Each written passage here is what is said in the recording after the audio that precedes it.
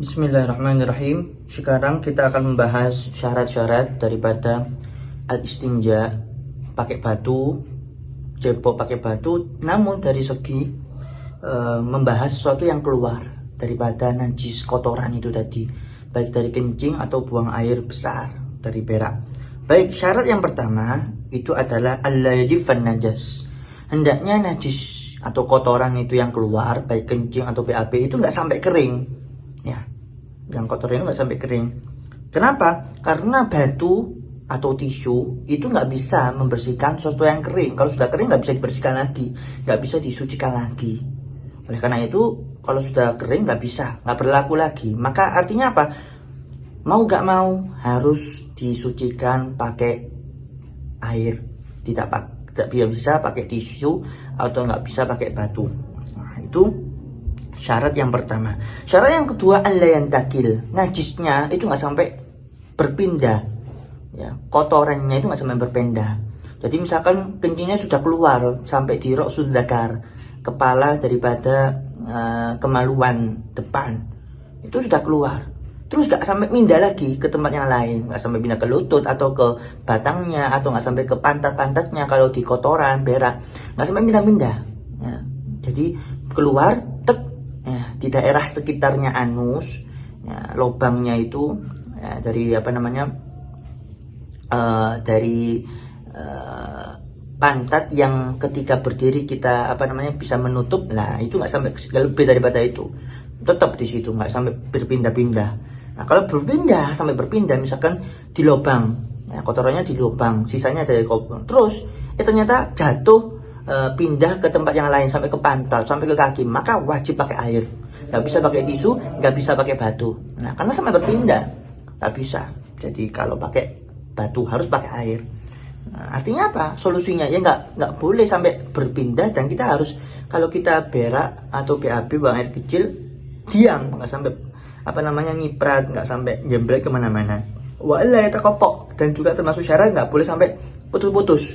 Ya, putus-putus, terpotong-potong. Tadi kotoran keluar, kena pantat, terus kena lubangnya, kena merembet lagi, nah, terpotong-potong. Jadi kalau bisa usahakan ya, itu kalau kita jongkok sekalian, jangan sampai nggak terlalu jongkok atau nggak pakai WC duduk, itu nggak terlalu duduk sehingga menjembret kemana-mana. Kencing juga demikian, makanya kita dianjurkan kencing pakai duduk, itu sunnah yang dianjurkan, jangan sampai berdiri, ya, itu bukan sunnah. Ya, jadi harus demikian sehingga insya Allah nggak nyiprat, dan hati-hati, memang harus berhati-hati nggak sampai nyiprat. Karena kalau sudah sampai nyiprat, nah itu nggak bisa. Nah, nggak bisa pakai batu, nggak bisa pakai tisu. Ya, karena tisu, batu itu sama. Ya, gunanya sama, mensucikan, membersihkan, nggak sampai bersih 100%, enggak, menghilangkan ain najasa, benda najisnya itu, nggak sampai membersihkan najis semuanya, enggak, air itu yang bisa membersihkan. Oleh karena itu, kalau orang di bandara atau di tempat WC yang kering, yang nggak ada airnya, cuma pakai tisu atau batu, maka harus berhati-hati, jangan sampai jembret kemana-mana, keluar kemana-mana. Kalau sudah kena kaki, maka wajib pakai air. Nggak bisa, tisu nggak bisa, ke kaki terus kita lapis saja pakai tisu, nggak bisa. Karena tisu hanya bisa mensucikan, dan batu bisa mensucikan, bukan mensucikan lagi, mengangkat najis cuma yang berada di sekitar kemaluan depan ataupun belakang, di sekitarnya saja, nggak sampai kemana-mana. Kaki nggak bisa, pantat yang di luar itu juga nggak bisa. Nah, jadi terbatas sekali tisu ataupun batu itu. Baik, kemudian apa syarat yang selanjutnya? Syarat yang selanjutnya itu adalah la yatuf alaihi akhar. Hendaknya itu najis atau kotoran yang telah keluar melewati lubang itu tadi tidak ketumpangan najis yang lain. Yang termaksud daripada najis yang lain itu apa? Ghairu jinsihi wa ghairu araq, yang bukan dari jenis yang sama. Jadi kalau kita BAB itu ketumpangan kencing, atau ketumpangan debu, atau ketumpangan kotoran cicak, misalkan cicak atau yang lain sebagainya, bukan ketumpangan yang sama tapi jenis yang lain. Nah, ini kalau kecampur gimana? Lakhtalata bi thahir min turab. Kalau kecampuran ada misalkan berak terus saking lamanya kena turab atau di padang pasir, terus kena angin sehingga kena pantatnya, jadi bekas-bekas najisnya itu kena kena tanah atau kena debu, ya, atau ketimpangan najis yang lain bukan yang sama, maka hukumnya apa?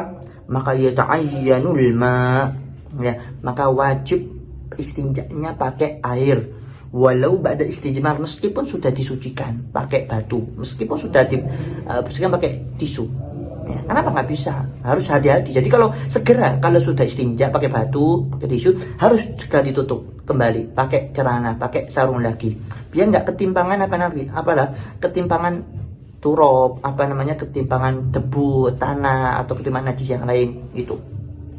Nah, tapi kalau ada keringat, misalkan keringatan sampai kena ke kemaluan depan ataupun belakang, itu nggak masalah, karena arok termasuk bagian dari tubuh kita, jadi nggak masalah. Meskipun arok, dalam catatan jangan sampai aroknya itu sampai mengalir terus sampai kaki ya. Kalau sampai kaki artinya kan arok itu atau keringat itu tadi, arok itu keringatnya itu sampai kena kaki malah bertambah, nah, najis ya, keringatnya najis karena bercampur dengan kotoran itu, maka wajib pakai air.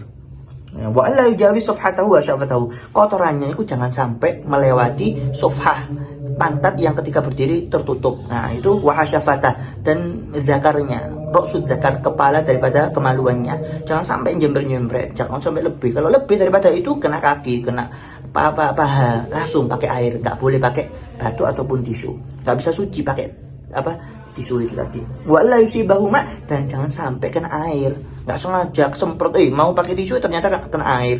Nah ini harus pakai air, mau gak mau. Kenapa? Karena sudah ketimbangan air ya. Dan termasuk syaratnya juga tisunya harus suci, batu-batunya juga suci yang dibuat buat istinja pakai batu atau pakai tisu. Hakada, mudah-mudahan bermanfaat. Wallahu a'lam bishawab.